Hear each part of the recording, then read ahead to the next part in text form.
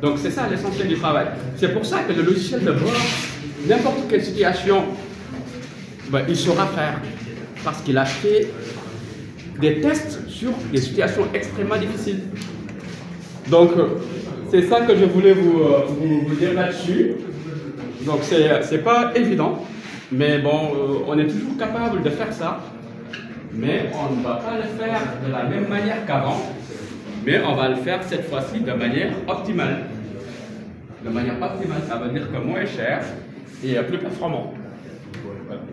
Et si vous avez des questions, ben, vu qu'on va quitter à 16h, donc si vous avez des questions, n'importe quelle question, comme j'ai dit, je le répète tout le temps, il n'y a pas une question bête, il n'y a que des réponses idiotes. Donc, posez vos questions, n'importe quelle question qui vous traverse l'esprit. Oui, répétez votre question. On dit souvent que les fusées sont destructeurs. À quoi elles sont plus avantageuses? Les lanceurs sont destructeurs. Je ne peux pas aller jusqu'à dire que les lanceurs sont destructeurs. Parce qu'en fait, quand tu développes un lanceur, c'est toujours entre... C'est comme quand tu prends un médicament. Ben, tous les médicaments ont des effets secondaires. Mais qu'est-ce que ça guérit? Est-ce que le traitement, ce que ça guérit, est plus important que les effets secondaires générés par les médicaments? En fait, les lanceurs, c'est ça quasiment. Mais le lanceur nous permet d'avoir des satellites qui tournent autour de la Terre. Ben, ça nous permet d'avoir du réseau partout. Ça nous permet maintenant d'utiliser du Google Maps, ça nous permet d'avoir des données maintenant, ça nous permet de contrôler nos frontières, ça nous permet, etc., etc.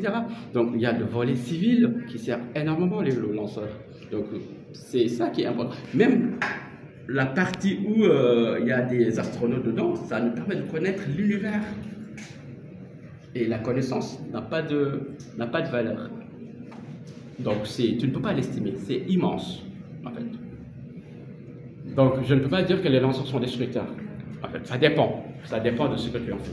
Par contre, les autres qui sont, qu'on peut déduire du lanceur, peuvent être nuisibles.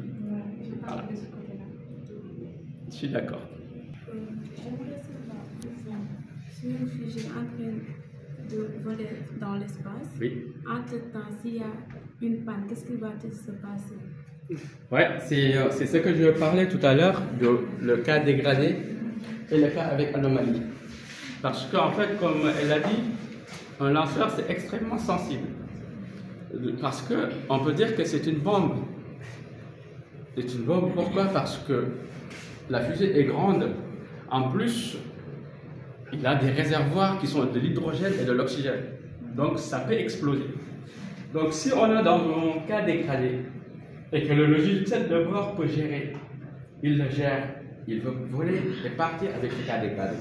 S'il y a une anomalie, c'est-à-dire une anomalie, ça peut être une panne des capteurs, un moteur qui ne fonctionne pas, une sorte de dissymétrie, il y a plein de pannes qu'on peut avoir, ce qu'on appelle des anomalies dans un lanceur.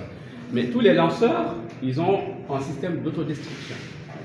Parce que si ça tombe dans une ville, ça peut faire des dégâts immenses, parce que comme je l'ai dit, ça explose. Du coup, ils embarquent en système d'autodestruction. Donc le lanceur va s'autodétruire dans l'espace. Donc ils explosent. En gros, si je savais, je vous aurais montré une vidéo d'une fusée SpaceX qui s'est s'autodétruite parce que ça n'allait pas de manière nominale. Voilà. Donc il y a une autodestruction pour protéger les habitants.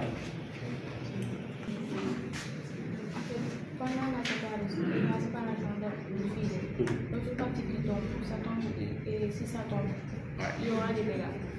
Ouais, il y a deux choses qui arrivent. Il y a une partie où, quand tu lances un lanceur, tu calcules là où il passe. Donc, tu as la fusée, du coup, ça vole. Quand il y a une séparation, en gros, généralement, les séparations, on les fait à côté de l'océan. Toujours, il y a l'océan au-dessus, en dessous. Toujours. Pour que si ça tombe, ça va tomber dans l'océan. Et on fait tout le temps qu'il n'y ait pas de bateau aux alentours.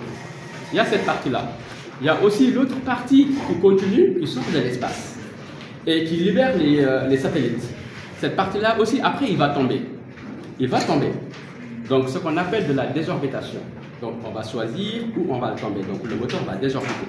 Donc, pour tomber. Oui, donc on le programme, une désorbitation. Mais quand il tombe sur Terre, on a une protection. L'atmosphère le protège. En gros, il y a tellement de particules et d'objets qui tombent sur Terre. Mais aucun objet n'arrive sur Terre. Pourquoi? Parce qu'il y a ce qu'on appelle une densité atmosphérique qui fait que ça va brûler et se désintégrer. C'est ça qui nous protège, en gros. En gros, si je vous prends mur. À l'époque, mur souille. À l'époque, maintenant on ne le fait plus. Vis. Voilà, à l'époque, maintenant on ne le fait plus. Vous prenez une craie, vous le grattez dessus, vous le grattez comme ça, et à la fin vous apprenez quoi? Rien, parce que c'est rugueux, et du coup ça part. En gros, l'atmosphère c'est comme ça. Donc plus la vitesse de l'objet qui arrive, il y a ce qu'on appelle une densité atmosphérique, qui fait que plus la vitesse, tu as une sorte de plasma, ça brûle, avec une telle chaleur, avec une telle densité, ça désintègre. En gros, c'est comme si, pour ceux qui croient en Dieu, Dieu nous a offert une sorte d'atmosphère qui nous protège de tout ce qui arrive sur Terre. C'est ça qui nous protège. Mais sinon, la Terre n'est plus la Terre. Il y a tellement de choses qui arrivent sur nous et qui se désintègrent.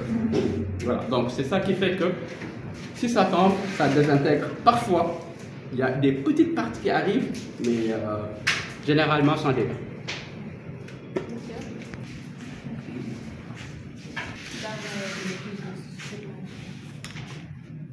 Quelle est l'importance d'envoyer des satellites, des fusées? Ben, comme je l'ai dit tout à l'heure, il y a la partie de l'innovation technologique, par exemple les satellites. Et à quoi servent les satellites? Les satellites, ça sert à récolter des données. Et quand je parle des données peuvent être de plusieurs sortes. Par exemple, des données d'imagerie. Par exemple, je te prends avec les satellites, tu peux contrôler tes frontières, par exemple, avec des images directes. Avec les satellites, tu peux protéger tes frontières, comme je le répète, tu peux regarder, par exemple, moi je vais travailler sur ce qu'on appelle